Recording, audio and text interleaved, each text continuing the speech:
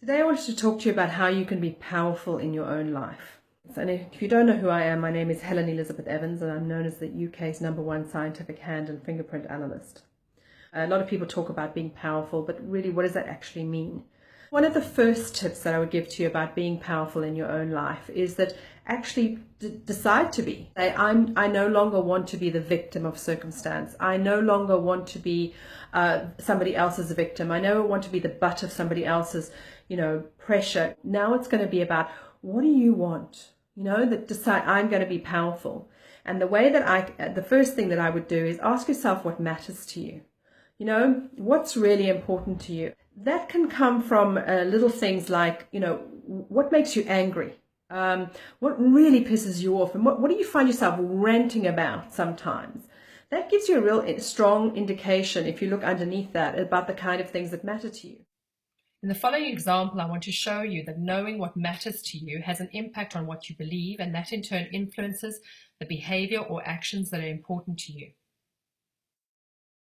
So the kind of things that would matter to me is respect is very important. Not just that other people respect me, but that I show them respect. And one of the ways that I would do that is that I believe that you are powerful in your own right. That I don't believe that I know more than you do, or that somebody else knows more than you do. I respect the fact that you know what you need to know right in this moment to do things the best way that you can do. I also respect the fact that you actually ultimately, underneath whatever you may say on the surface of things, actually do know what you need. I don't need to manipulate you into buying anything from me. I don't need to manipulate you into doing something. I don't need to play games with you. So the first two tips: 1, decide to be powerful, and 2, know what matters to you. Have healthy boundaries, and if by that I mean a real clarity about what's okay and what's not okay. And when people actually step over that boundary, to take the time to actually sort of check in with them. Did they know that that was important to you? And if they didn't, to communicate it, forgive them for that moment, communicate it and say, please don't do that again. If they repeat, then to actually remind them that you have actually told them that that's an important thing to you and what the consequences might be if they continue with that behavior. And then the third time, in my view, is I tend to vote with my feet. I can be quite forgiving up to a point, but then once I've had enough, enough is enough, and that's it, finished out. That is a very powerful behavior in my mind. When you have good self-worth, you don't need to manipulate other people. You don't need to lie to them. You can be honest because you are acting in your truth. You are acting according to the values that you believe in. You are acting with integrity. There's an honesty within you that is a simple, genuine honesty about who you are without a need to actually control anybody else around you, without making people to do things what you need them to do. For tips 3 and 4, know your boundaries and maintain them, and act with integrity towards yourself and others.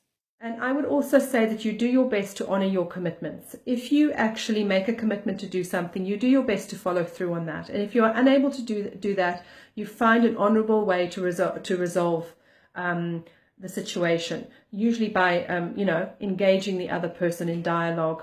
Another way to be powerful in your own life is how you choose to think. Now, this is probably your most powerful tool.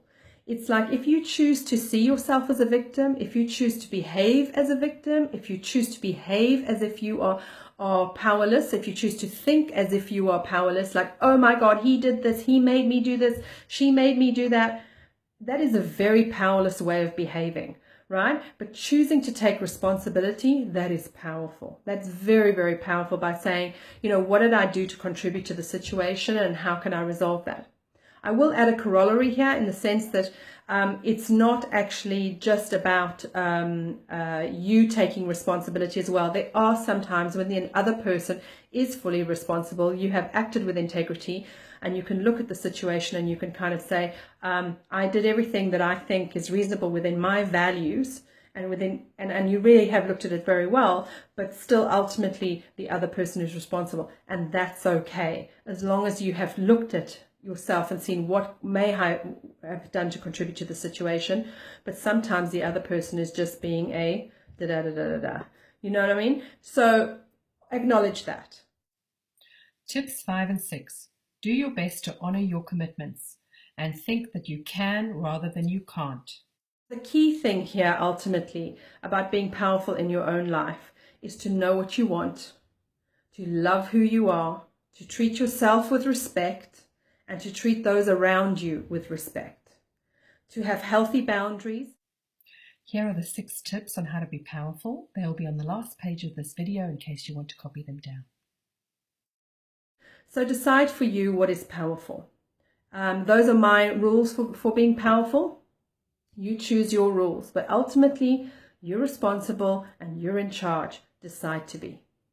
My name is Helen Elizabeth Evans, and you can find out more about me at hands-on-business.com.